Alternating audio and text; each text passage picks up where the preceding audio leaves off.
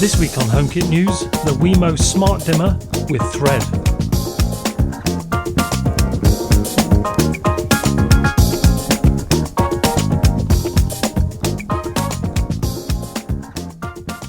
So today we're looking at a new product from Wemo simply called the Smart Dimmer. It only works with HomeKit, as is shown by the logos on the bottom. As already alluded to, this uses Thread for communication. But before we go any further, will it work with Matter? The answer is a resolute no, as it won't be updatable to support this new protocol, but for HomeKit users that may not be a big deal, at least not for the time being. Putting that aside, here are some specs which include the other main feature that attracted me in that it doesn't require a neutral, although it's not three-way compatible. It also includes NFC pairing, which I'll demonstrate later.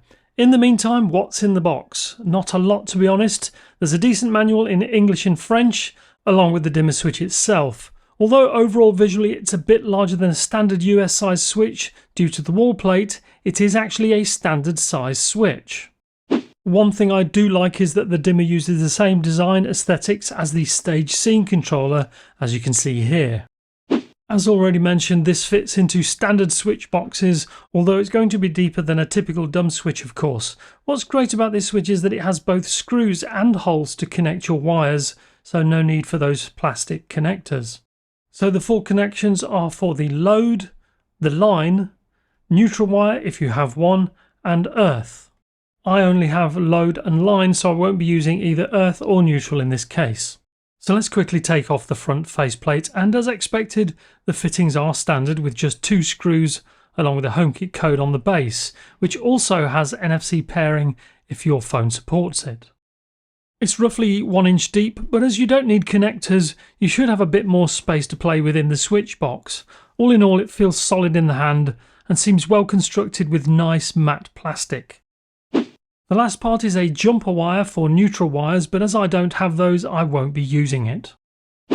Aside from the two main buttons on the switch itself, there are two small tabs at the bottom. The first is to disconnect power to the bulbs, if you're cautious about changing them when they're connected to power, whilst the other is actually a button that has multiple uses.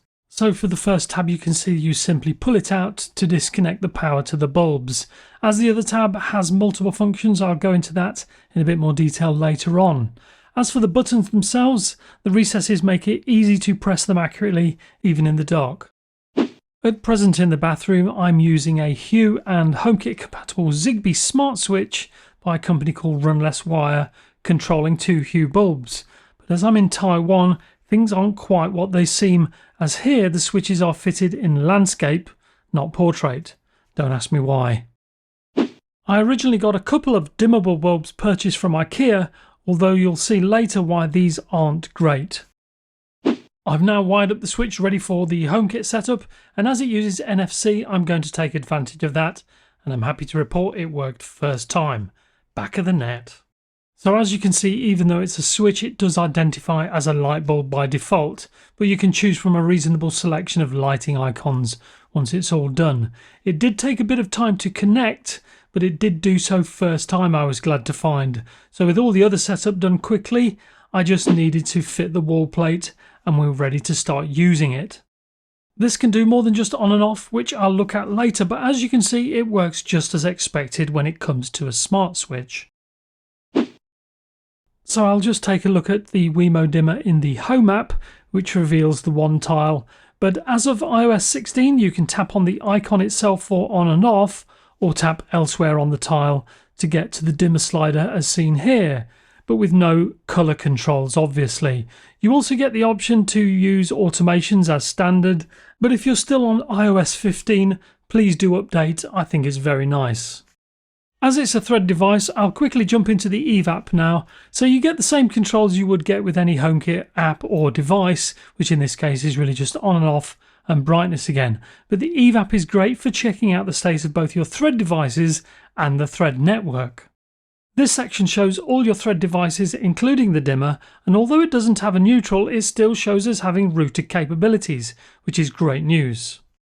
Onto some extras now, and the top and bottom buttons turn the light on and off as expected, but just like a dimmer, holding these buttons down increases or decreases the brightness of the lights.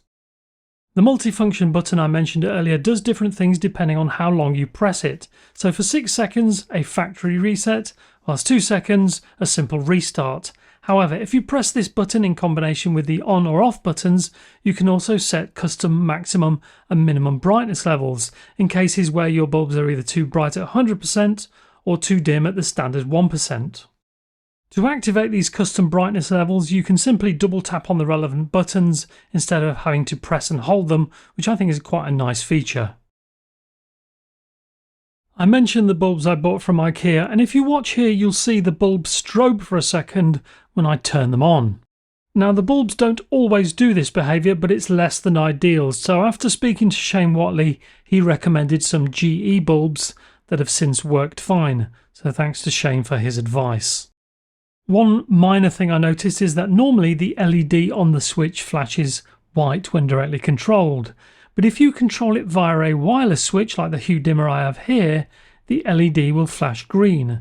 This is also the case with iPhone or Siri control. Another thing to note is the lack of noise from the switch.